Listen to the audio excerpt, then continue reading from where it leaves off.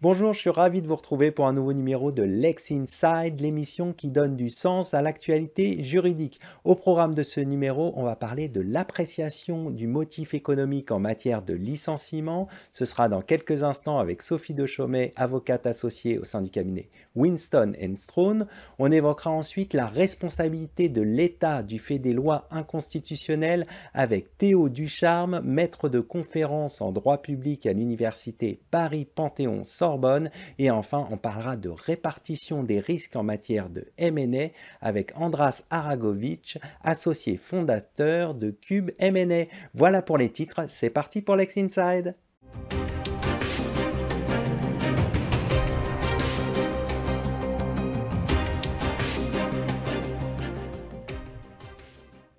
On commence tout de suite ce Lex Inside et on va parler de l'appréciation du motif économique en matière de licenciement avec mon invitée Sophie Dechaumet, avocate associée au sein du cabinet Winston Strawn. Sophie Dechaumet, bonjour. Bonjour Arnaud. Nous allons aborder la question du périmètre d'appréciation de la cause économique du licenciement, mais avant toute chose, quelles sont les exigences légales entourant le licenciement économique ? Alors Arnaud, cela ne va pas vous étonner, mais le licenciement pour motif économique en France répond à des exigences légales extrêmement strictes et précises qui le rendent, à défaut d'être réunies, infondé. Donc on peut finalement comparer le licenciement pour motif économique à un parcours semé d'obstacles avec plusieurs étapes. La première, c'est évidemment la justification économique. Il faut que deux conditions soient réunies. Donc, en premier lieu, il faut une cause économique, c'est-à-dire les raisons pour lesquelles l'employeur doit se réorganiser. Donc, il peut s'agir de difficultés financières, de mutations technologiques, de la nécessité de sauvegarder la compétitivité, qui est très employée en France, et également la cessation d'activité. Et ensuite, il faut qu'il y ait une conséquence évidemment sur l'emploi de ces causes. Elles peuvent être par exemple la transformation d'un emploi, les suppressions de postes évidemment, et une modification d'un contrat de travail. Vous avez ensuite une deuxième étape qui est quels sont les salariés qui vont être concernés par ces licenciements avec ce qu'on appelle les critères d'ordre, qui peuvent être par exemple l'ancienneté, les charges de famille ou les qualités professionnelles. Et ensuite, vous avez l'obligation de reclassement, qui est très importante puisque l'employeur doit démontrer qu'il a mis tout en œuvre en termes de formation, d'adaptation, de reclassement au sein de l'entreprise. Donc, vous voyez que c'est quand même un parcours qui est semé d'embûches. Tout à fait, un parcours semé d'embûches. On a vu le cadre juridique. Intéressons-nous maintenant aux obligations de l'employeur. Comment l'employeur doit-il démontrer le caractère sérieux du motif économique invoqué pour le licenciement ? Alors, c'est une excellente question parce que, évidemment, il ne suffit pas que les conditions que je viens de vous énoncer soient réunies. Il faut évidemment pouvoir les démontrer. Bien sûr. Or, la charge de la preuve incombe à l'employeur et il doit fournir des éléments concrets, précis, vérifiables. Alors, évidemment, tout passe par la documentation. Donc, ça peut être par exemple des bilans comptables, des rapports financiers, des tableaux de bord, des prévisionnels. Ça peut être également des études de marché avec des comparaisons sur ce qu'il se passe, par exemple, chez les concurrents, notamment pour la sauvegarde de la compétitivité. Ça peut être également des rapports d'experts, et notamment, par exemple, pour les mutations technologiques. Donc, on essaye d'être le plus précis et le plus exhaustif possible. Alors, la situation est beaucoup plus complexe dans les cas des groupes d'entreprises. Quelles sont les spécificités de l'appréciation de la cause économique quand l'entreprise appartient à un groupe ?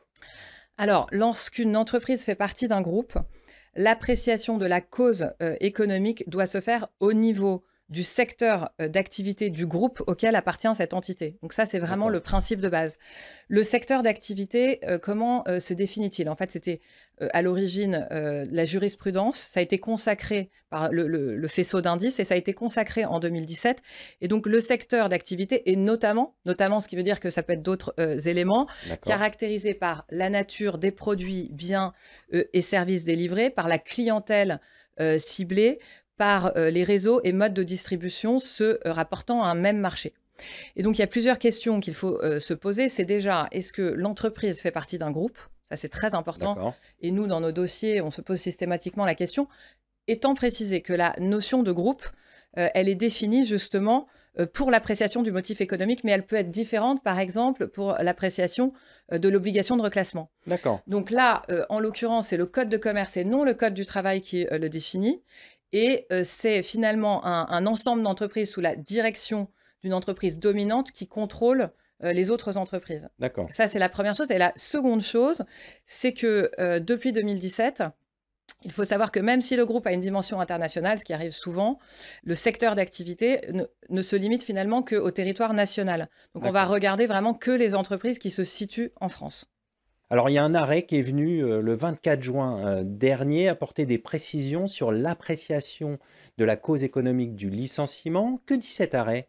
Alors cet arrêt, en fait, est je dirais une consécration. Ce n'est pas un revirement de jurisprudence, puisqu'il D'accord, y avait déjà plusieurs arrêts de la part de la Cour de cassation, et puis il y a eu évidemment les ordonnances de 2017. Donc, en fait, c'est une confirmation. Ça vient confirmer la définition du secteur d'activité. d'accord. Et ensuite, ça vient dire que la spécialisation d'une entité au sein du groupe ne suffit pas à exclure son rattachement au secteur d'activité plus large du D'accord. groupe. Et donc, il faut finalement, on est sur une interprétation qui est très large du secteur d'activité. Concrètement, quelles sont les implications de cette décision pour la gestion des restructurations dans les groupes? Alors, ça a quand même des répercussions significatives parce que ça vient confirmer le fait que on ne peut pas se limiter finalement à l'étude de la filiale ou du groupe de manière générale. Donc, D'accord, ça vient complexifier quand même les choses, puisque finalement, il faut avoir une documentation assez précise oui, maintenant sur tout ce qui concerne finalement le secteur d'activité. Et donc, moi, je dirais que finalement, ça complexifie les choses encore davantage, d'accord, et deux, comment dire, il y a encore des risques plus conséquents au niveau du licenciement pour motif économique, des risques judiciaires évidemment. Et donc on se pose toujours la question, quand on voit ô combien ces procédures peuvent être complexes, peut-être des modes alternatifs de rupture du contrat de travail, parce qu'on a quand même des outils d'accord. merveilleux en France, comme la RCC, un accord de GEPP ou un plan de départ volontaire. Donc on peut quand même se poser la question face à tous ces obstacles. Pour finir, quelles sont les pratiques que vous recommandez en la matière pour des entreprises, des groupes qui envisageraient un licenciement économique? La pratique, je pense que d'une part, il faut anticiper. Il faut avoir une démarche beaucoup plus proactive et en fait, il faut avoir, comment dire? Adopter une dimension beaucoup plus globale. On ne peut plus D'accord, se concentrer uniquement sur, l'entreprise qui est concernée et donc ça demande, en termes juridiques, RH, comptables, finalement, de mettre en place, des bilans et cetera sur le secteur d'activité qui est concerné et donc ça demande un effort et il y a une charge de travail évidemment plus importante et donc d'être assez proactif là-dedans et donc je dirais finalement anticiper les risques, d'accord. en alimentant la base de données et en finalement, regroupant toutes les données financières, économiques et cetera et en les mettant à jour, de manière, régulière. Ensuite, je dirais évidemment jouer de transparence, avec les représentants du personnel, en informant, consultant le CSE par exemple, en ayant quand même, je dirais un bon dialogue social sur ces sujets qui sont quand même très touchy. Ça veut dire qu'il faut faire part des difficultés dès qu'on les connaît, dès qu'on Oui, sait je qu'elles sont pense que importantes? voilà, je pense que en tout cas, il faut être assez transparent, et assez honnête puisqu'on sait de toute façon qu'on a on a besoin d'eux après dans le cadre de la procédure et donc autant être, encore une fois, sans violer, les données qui sont Bien confidentielles, sûr, être assez transparent et ensuite, je dirais qu'il faut faire un effort de formation vis-à-vis des équipes, RH, juridiques, comptables, pour les sensibiliser quand même à tous ces sujets, d'accord. qui sont très techniques et enfin, je dirais évidemment, s'entourer, d'experts, pour pouvoir évidemment, être confronté à ces problématiques de la manière la plus sereine possible. Sur la formation, ça veut dire qu'il faut organiser des ateliers sur ces sujets? Comment vous imaginez les Oui, oui, choses? absolument. Il est tout à fait possible de faire, des formations pour les salariés, pour justement pouvoir leur proposer des adaptations à leur poste et à toutes les évolutions, auxquelles ils sont confrontés. On va conclure là-dessus. Merci d'être venu Merci sur à notre vous. plateau. Merci Arnaud. À bientôt.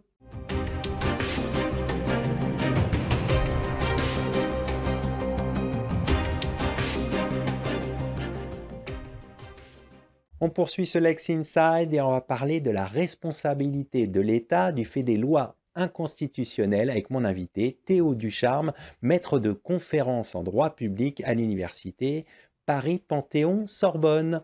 Théo Ducharme, bonjour. Bonjour, je vous remercie de l'invitation. Nous allons nous intéresser à un sujet complexe, la responsabilité de l'État du fait des lois inconstitutionnelles, et on verra ensemble que c'est un recours encore sous-exploité.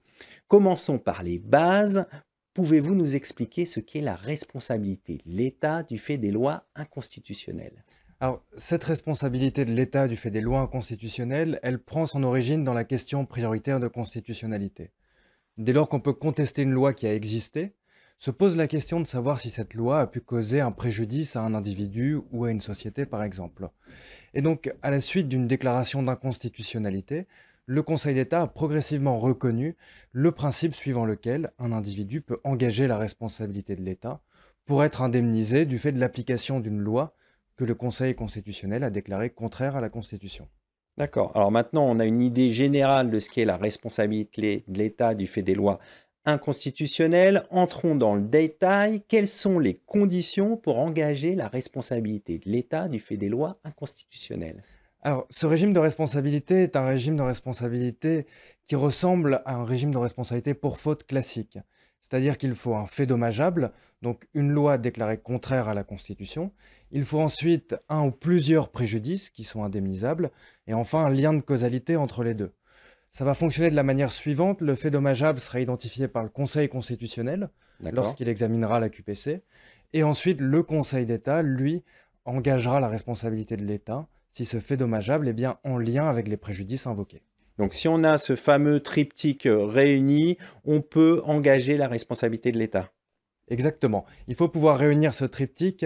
Alors, toute la difficulté pour le requérant va être de montrer que c'est bien cette inconstitutionnalité de la loi qui est à l'origine des préjudices qu'il a subis.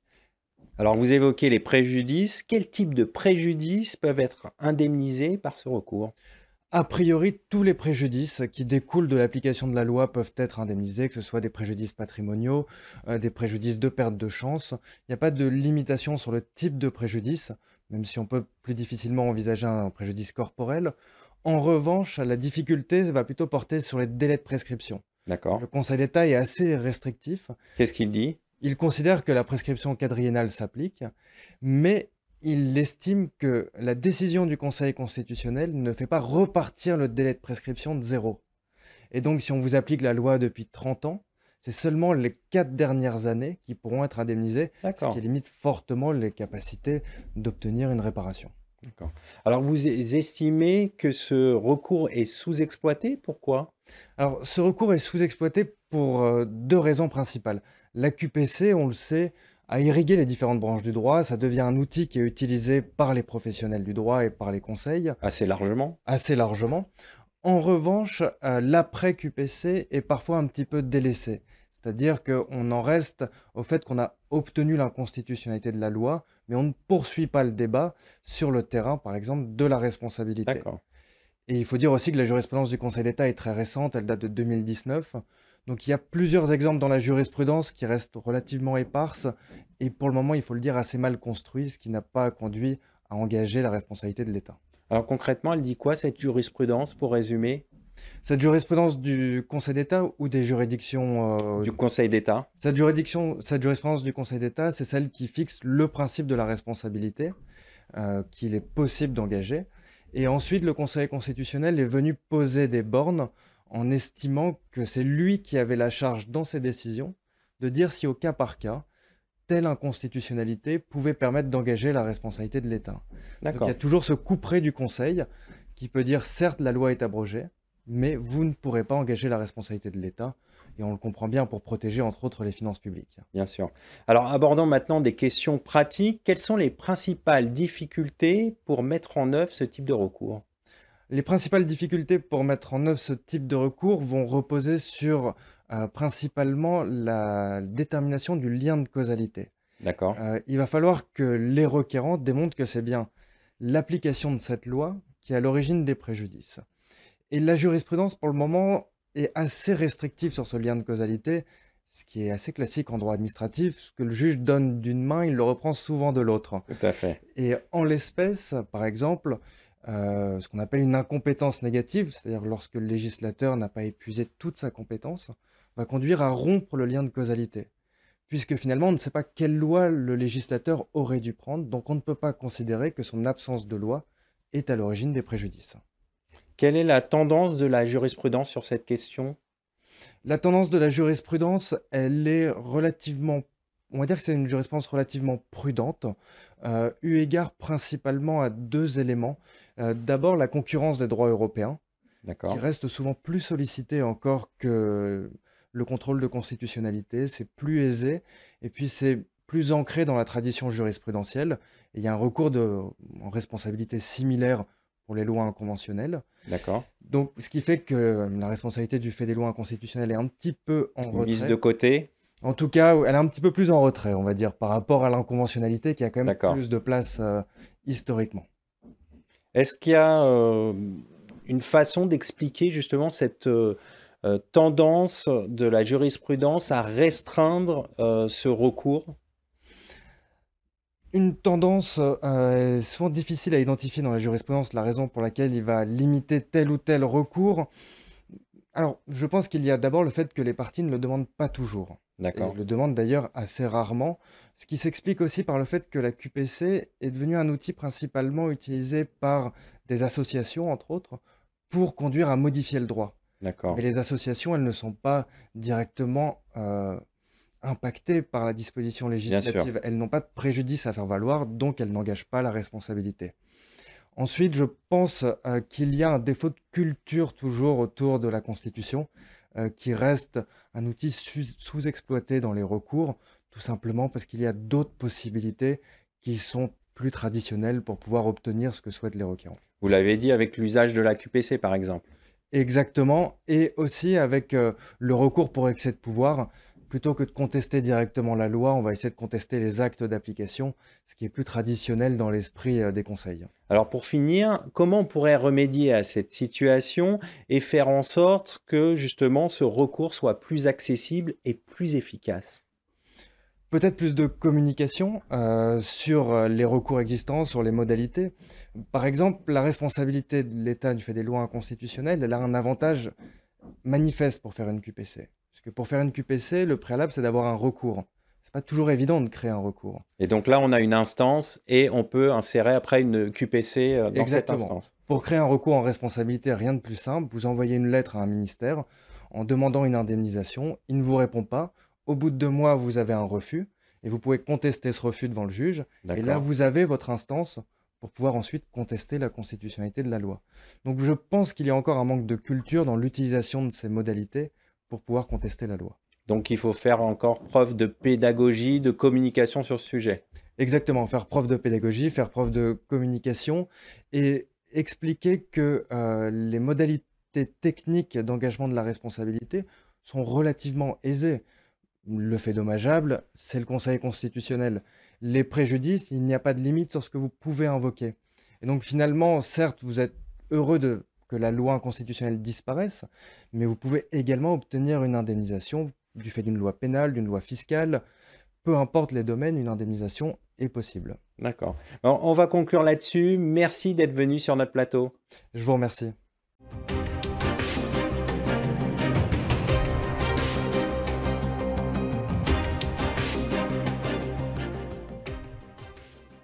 On va parler de la répartition des risques en matière de M&A avec mon invité Andras Aragovic, associé fondateur de Cube M&A. Andras Aragovic, bonjour. Bonjour Arnaud. La répartition des risques est une dimension importante dans une opération de M&A. Quelle est la manière traditionnelle de répartir les risques en matière de M&A? Alors Arnaud, merci déjà pour cette invitation. Et il nous permet de parler d'un sujet que moi je trouve passionnant parce qu'il y a une petite révolution qui est en cours dans la manière dont on fait des FUSAC en France. Et on n'en parle pas souvent. On n'en parle pas du tout, donc merci de nouveau pour cette opportunité. Alors rappelons un petit peu le contexte et puis faisons un petit peu d'histoire pour bien se situer. Alors nous allons parler des cessions d'entreprises, des cessions d'actifs, entre professionnels, donc des choses plutôt, c'est pas la cession de fonds de commerce, donc c'est pas la boulangerie du coin. On parle d'opérations de plusieurs millions d'euros à jusqu'à plusieurs milliards notant au passage que je pense, selon les rumeurs de marché, D'accord. que l'opération Doliprane qui vient d'avoir eu lieu a fait l'objet d'une assurance. D'accord. Ah, c'est Voilà. bon à savoir. Voilà une Donc, information. plus de 8 milliards d'euros de valeur d'entreprise quand même. Donc, l'une des plus grosses opérations sur le marché du M&A en Europe en ce moment. Donc, le sujet est vraiment d'actualité. Tout à fait. Pourquoi en parler dans votre émission? Eh ben, au fait, ce dont on va parler, c'est une affaire de juriste. Hein. Une opération de M&A est très complexe. Il appartient donc aux avocats conseils, aux juristes qui y participent, d'organiser la répartition des risques. Et on le fait dans le contrat de cession qui reste un document relativement complexe. Alors, pour revenir à votre question, comment est-ce qu'on organisait de manière traditionnelle cette répartition des risques?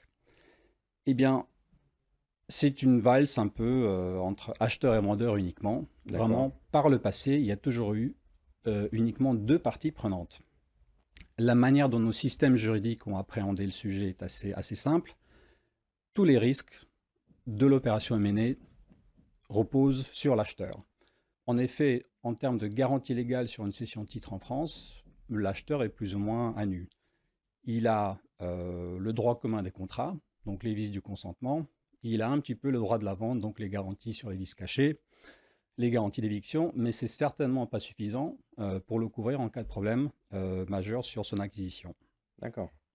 On vient de voir la répartition traditionnelle des risques en matière de M&A. Vous avez dit tout à l'heure qu'il y avait de la nouveauté. Quelle est cette nouveauté? Arnaud, bonne question, mais faisons un petit pas en arrière avant d'y répondre. Donc, en l'absence de garantie légale pour l'acheteur dans une cession de titre, il fallait bien que l'acheteur et le vendeur se mettent d'accord sur comment essayer de protéger l'acheteur en cas de pépin sur l'entreprise qu'il achète. Bah, ce sont les fameuses garanties conventionnelles, donc la garantie d'actifs et de passifs. Et c'est la partie du contrat de cession où le vendeur met la main sur le cœur et promet à son acheteur qu'il a bien fait sa comptabilité, il a bien payé ses impôts en bonne et due forme et à l'heure, il a respecté toutes les lois qui s'appliquent à lui, etc., etc. Donc, cette garantie d'actifs et de passifs, elle couvre le passé, donc c'est-à-dire la gestion de la cible par le vendeur jusqu'à la date de cession. D'accord. Et le dommage potentiel dont on parle, c'est quelque chose qui a lieu, enfin, qui est relatif à la gestion de la société par le vendeur. Donc, c'est normal que quelque part, s'il y a des pots cassés, ce soit le vendeur qui paye. Bien sûr. Donc, la répartition traditionnelle des risques dans une opération de M&A, c'est entre acheteur et vendeur, où le vendeur promet à son acheteur de le rembourser pour une partie du prix d'acquisition, souvent entre 10 et 30%. D'accord. Et la nouveauté alors? Alors, la nouveauté, et c'est ça qui est vraiment intéressant, c'est qu'une partie du marché des assurances s'est intéressée à ce mécanisme. Et quelque part, c'est logique parce que qui dit risque dit assurance. Bien sûr. Et le mécanisme mis en place est extrêmement simple. L'acheteur et le vendeur négocient leur contrat, sauf que l'acheteur prend une police d'assurance auprès d'un assureur. S'il y a des mauvaises surprises dans la société, au lieu de se retourner contre son vendeur, l'acheteur va simplement voir l'assureur qui le rembourse. Alors, il faut vraiment insister sur l'élégance de cette solution, puisque le vendeur, lui, est content, lui, il a pris son prix d'acquisition, il en fait ce qu'il veut. Donc, si vous êtes un fondateur, vous avez créé une société, vous avez envie de partir à la retraite, vous n'avez pas besoin de vous inquiéter que pendant 2-3 ans, vous serez obligé de rembourser une partie du prix de cession. Bien sûr. Si vous êtes acheteur, bah, vous êtes content puisque ça se trouve, le vendeur a liquidé toutes ses affaires et si vous l'appelez en garantie, bah, il n'y aura plus personne qui appelait en garantie. Et l'ensemble des parties sont assez contentes puisque le processus de négociation du contrat de cession des actions est beaucoup plus fluide. Tous les sujets passionnels sur la garantie sur lesquels, en tant qu'avocat, on s'était écharpé pendant des semaines, voire des mois. Là, on a une solution pour toutes les parties. Exactement. Alors, cette solution, elle semble évidente. Et pourquoi on n'y a pas pensé avant? Je pense que pour qu'il y ait un marché, il faut qu'il y ait des acteurs, il faut qu'il y ait de la compétence. Alors, les acteurs sont là hein, depuis presque le Moyen-Âge, hein, c'est la Lloyd's. Les courtiers sont là depuis longtemps aussi, mais il manquait la compétence, en fait, pour essayer de souscrire ce type de risque. Le marché n'était pas prêt? Non, pas du tout, puisqu'il n'y avait pas chez les assureurs les gens capables de souscrire un risque M&A. Alors pourquoi est-ce qu'un risque M&A est très différent d'un risque, je ne sais pas, automobile ou autre? c'est que le contrat dont on parle, il n'y en a pas beaucoup, ce n'est pas des millions de contrats Bien sûr. sur des petits montants, c'est très peu de contrats sur des montants colossaux. En plus, le sous-jacent, c'est-à-dire l'activité économique de la société, eh ben, est extrêmement varié. Vous aurez deux sociétés qui ont la même valorisation, la même activité, au fait, et vont faire face à des problèmes totalement différents parce qu'ils ont des histoires différentes. Et donc, pour appréhender cette complexité, il fallait que les assureurs recrutent d'abord des juristes, Bien sûr. des banquiers d'affaires, des auditeurs, pour justement comprendre le risque à souscrire et pouvoir placer ces polices-là. Donc, c'est ce qu'ils ont fait, mais ils l'ont fait peut-être il y a une dizaine d'années. Ils ont commencé... Donc c'est un marché assez jeune. C'est un marché très jeune. Moi, je l'ai rejoint il y a 6-7 ans. Pareil, j'étais en cabinet pendant 10-12 ans. Un chasseur de tête est venu me voir. Il m'a expliqué le mécanisme. Je lui ai dit, mais moi, au fait, en presque 14 ans de mené, je n'ai jamais vu ça. Mais c'est intéressant. Et c'était il y a 6-7 ans seulement. D'accord. Et quelle est la taille du marché maintenant? Combien il y a d'opérations qui sont assurées par an? Alors, très schématiquement, aux États-Unis, c'est plutôt dans les 75% d'opérations qui D'accord. font l'objet d'une assurance. Donc, c'est vraiment les trois quarts, surtout entre fonds de private equity. Ça s'est étendu à nos amis anglo-saxons et à nos amis allemands, les pays nordiques, où peut-être on est plutôt dans les 50% jusqu'à 75%. Et chez nous, D'accord. en France, en Italie, on a un petit peu de retard. On est plutôt dans l'ordre de moins d'un quart. Alors, quels sont les nouveaux produits d'assurance et qu'est-ce qu'on assure finalement? Eh ben, on vient de parler de l'assurance de gap. Donc ça, c'est l'assurance des déclarations et des garanties. Donc ça, c'est ce qu'on appelle un peu les risques inconnus. D'accord. C'est-à-dire, on s'attend à un sujet sur le social, sur le fiscal dans une société. C'est l'objet des déclarations et garanties données. Donc ça, c'est l'assurance de gap. Et puis se développe toute une gamme d'assurances qui vise des sujets spécifiques, c'est-à-dire les litiges, ou des sujets environnementaux, des sujets D'accord. fiscaux, donc les sujets qu'on appelle connus. Connus parce qu'on n'est quand même pas trop loin de la cristallisation du risque. C'est-à-dire, on savait qu'il y avait peut-être un problème fiscal, mais là, déjà, on a reçu une lettre de l'administration disant, attention, il y a un sujet sur tel ou tel impôt. Ou alors, peut-être, il y a une question d'interprétation sur une D'accord. circulaire par l'administration fiscale. Et on se dit, donc c'est un risque beaucoup plus précis que ce que couvrent les déclarations dans D'accord. votre contrat de cession. Pour finir, combien ça coûte? Très schématiquement, à peu près 1% du montant assuré. Donc entre D'accord. 1,5 et 0,5 du montant assuré. Donc vous prenez une acquisition dont la valeur d'entreprise serait de 100 millions d'euros. On assure à peu près 10, 15, 20% de cela, donc disons 10 millions. Et ben ça coûtera à peu près 100 000 euros que vous payez en une fois lorsque la cession se réalise. D'accord. On va conclure là-dessus. Merci d'être venu sur notre plateau. Merci beaucoup Arnaud. Merci à toutes et à tous de votre fidélité. C'est le moment de se quitter et on se retrouve très bientôt sur Be Smart for Change pour un nouveau numéro de Lex Inside.